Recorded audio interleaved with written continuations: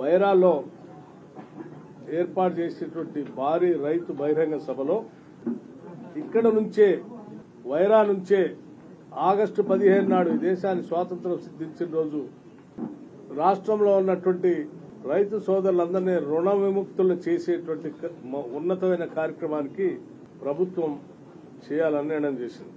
ఈ సభలో రాష్ట్ర ముఖ్యమంత్రి రేవంత్ రెడ్డి గారు అట్లాగే రాష్ట్రానికి సంబంధించిన మంత్రివర్గ సభ్యులందరూ కూడా సహచర మిత్రులంతా కూడా పెద్ద ఎత్తున పాల్గొంటారు. అందుబాటులో ఉన్నటువంటి శాసనసభ్యులు కూడా పెద్ద ఎత్తున ఈ సభలో పాల్గొంటారు. కేవలం జిల్లాకు సంబంధించిన శాసనసభ్యులే కాకుండా ఇది ప్రాంత రైతాంగ సోదరులందరూ కూడా మన మధ్య నుంచి రాష్ట్ర వ్యాప్తంగా ఉన్నటువంటి రైతాంగ సోదరులు 2 లక్షల రూపాయలు ఉపయోగపడేటువంటి రుణమాఫీ జరిగేటువంటి సభ కాబట్టి భారీ ఎత్తున మీరంతా పాల్గొని దీన్ని ఒక పండగ రోజు రైతులకు సంబంధించిన ఒక పండగ రోజులాగా జిల్లాలో ఉన్నటువంటి రైతాంగ సోదరులు రైతు కుటుంబాలకు సంబంధించినటువంటి వాళ్ళు రైతు శ్రేయస్సు కోరుకునేటువంటి వాళ్ళు అందరూ కూడా పెద్ద ఎత్తున దీంట్లో పాల్గొని మన రైతాంగ సోదరులు జిల్లాకి ఒక చక్కటి సందేశాన్ని ఇచ్చే విధంగా పెద్ద ఎత్తున పాల్గొనవలసిందిగానే విజ్ఞప్తి చేస్తా ఉన్నాం. అలాగే అదే రోజు అందరికి తెలిసిందే ఈ సంవత్సరం రాష్ట్ర బడ్జెట్లో కేవలం రుణమాఫీ ఒకటే కాదు, రుణమాఫీతో పాటు రైతులకు సంబంధించి రైతు బీమాకు సంబంధించి కూడా 1,540 కోట్ల రూపాయలని రాష్ట్ర ప్రభుత్వమే రైతుల కోసం ఆ ప్రీమియంని రైతుల తరఫున రాష్ట్ర ప్రభుత్వం కడతా ఉంది. అలాగే క్రాప్ ఇన్సూరెన్స్ సంబంధించి కూడా 1,350 కోట్ల రూపాయలతో 1,350 crores ఈ రాష్ట్రంలో పండించిన పంటలకి క్రాప్ ఇన్సూరెన్స్ కూడా చేస్తాం. ఆ క్రాప్ ఇన్సూరెన్స్ సంబంధించి రైతులు కట్టాల్సినటువంటి ప్రీమియం అమౌంట్ ని రైతులు బదులు రాష్ట్ర ప్రభుత్వమే ఈ 1,350 కోట్లు వాళ్ళ తరఫున కడుతుంది ఇన్సూరెన్స్ కంపెనీలకు.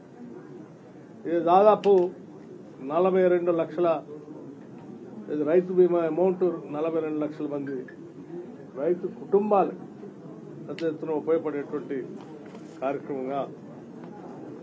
అట్లాగే వ్యవసాయ అనుబంధ రంగానికి సంబంధించి డబ్బుతో నా భవిష్యత్తు ఇప్పటి వరకు ఎవరు కేటాయించలేదు. భవిష్యత్తులో ఎట్లా ఉంటుందో నాకు తెలియదు. 72,000 కోట్ల రూపాయలు వ్యవసాయానికి అనుబంధ రంగానికి మొట్టమొదటిసారి ఇంత పెద్ద ఎత్తున నిధులు కేటాయించడం జరిగింది.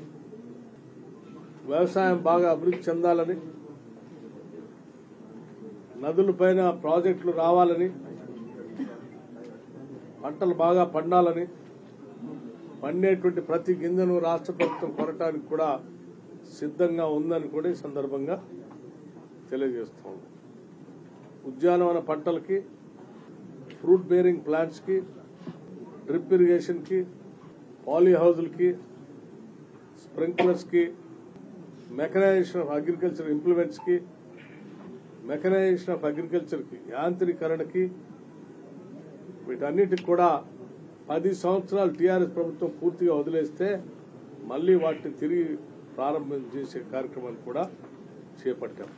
అట్లాగే 1,450 కోట్లతో పూర్తి చేసేటువంటి రాజీవ్ ఇందిరా సాగర్ ప్రాజెక్టులని రీడిజైన్ చేసి సీతారామ అని పేరు పెట్టి 23,000 కోట్లకు పెంచి రాష్ట్ర ఖజానాన్ని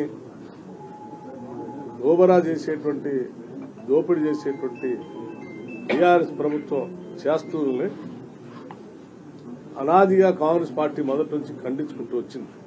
ఆనాడు రాహుల్ గాంధీ గారు కూడా హైదరాబాద్ లో సరూర్నగర్ స్టేడియంలో చాలా స్పష్టంగా చెప్పారు. ఇందిరా సాగర్, రాజీవ్ సాగర్ ని రీడిజైన్ చేసి ఇరిగేషన్ లో గోదావరి నదిపైన విపరీతమైనటువంటి అవినీతి చేస్తా ఉన్నారు. పోనీ ఆ 23,000 కోట్లు పెంచి ఇప్పటికే 8,000 కోట్ల రూపాయలు దాని మీద ఖర్చు పెడితే కూడా ఒక్క ఎకరానికి కూడా నీళ్లు ఇవ్వలేనటువంటి దౌర్భాగ్య పరిస్థితిలో ఉంటే మేము అధికారంలోకి వచ్చిన వెంటనే భద్రాచలంలో రివ్యూ చేసి ముఖ్యమంత్రి గారు ఇతర ముఖ్యమంత్రి గారు రేవంత్ రెడ్డి గారు, ఇరిగేషన్ మంత్రి ఉత్తమ్ కుమార్ రెడ్డి గారు, రెవెన్యూ మంత్రి శ్రీనివాస్ రెడ్డి గారు, వ్యవసాయ శాఖ మంత్రి తుమ్మల నాగేశ్వరరావు గారు అందరి సమక్షంలో రివ్యూ చేసి ఇన్ని వేల కోట్లు వృధాగా ఖర్చు పెట్టి నీళ్లు రాకుండా ఉంచితే ఇది ప్రజలకు చాలా కష్టం చేసే కార్యక్రమం అవుతుంది కాబట్టి దీంట్లో నుంచి ఏదైనా కొత్తగా ఏదైనా ప్రణాళిక తయారు చేసి తక్కువ ఖర్చుతో నీళ్లు పారించడానికి అవకాశం ఉందా లేదా అని ఇంజనీరింగ్ వ్యవస్థ మొత్తాన్ని టెక్నికల్ సౌండ్ గా ఉన్నటువంటి వాళ్ళందరినీ కూర్చోబెట్టి ఆ చర్చలో నుంచి అతి తక్కువ డబ్బుతో కేవలం 75 కోట్ల రూపాయలతోనే దాదాపు 1.5 లక్షల ఎకరాలకి నీళ్లు పారించడానికి పనికొచ్చే విధంగా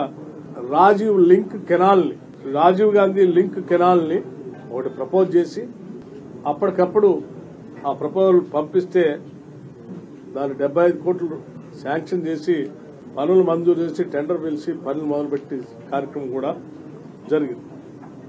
కేవలం ఈ 75 కోట్లతో కేవలం ఈ 2 నెలల్లో ఆ 3 నెలల్లో ఆ కాలువ పూర్తి చేసి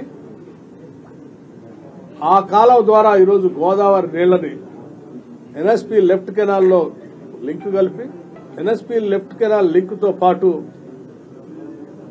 వైరా రిజర్వాయర్ లో కూడా వాటి లింక్ కలిపి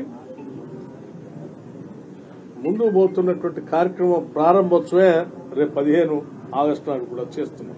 10 ఏళ్లు 8,000 కోట్లు ఖర్చు పెట్టి ఎకరం నీళ్లు ఇవ్వలేనటువంటి రీడిజైనింగ్ తో ఇరిగేషన్ వ్యవస్థను సర్వనాశనం చేసి భ్రష్టు పట్టిస్తే దాన్ని సరిచేసి అరకొర నిధులతో త్వరితగతిన ప్రాంతాలకు నీళ్లు ఇచ్చే కార్యక్రమాన్ని చేస్తున్నామని మా నిబద్ధతకి ఇది ఒక చక్కటి నిదర్శనంగా నేను చెప్తాను.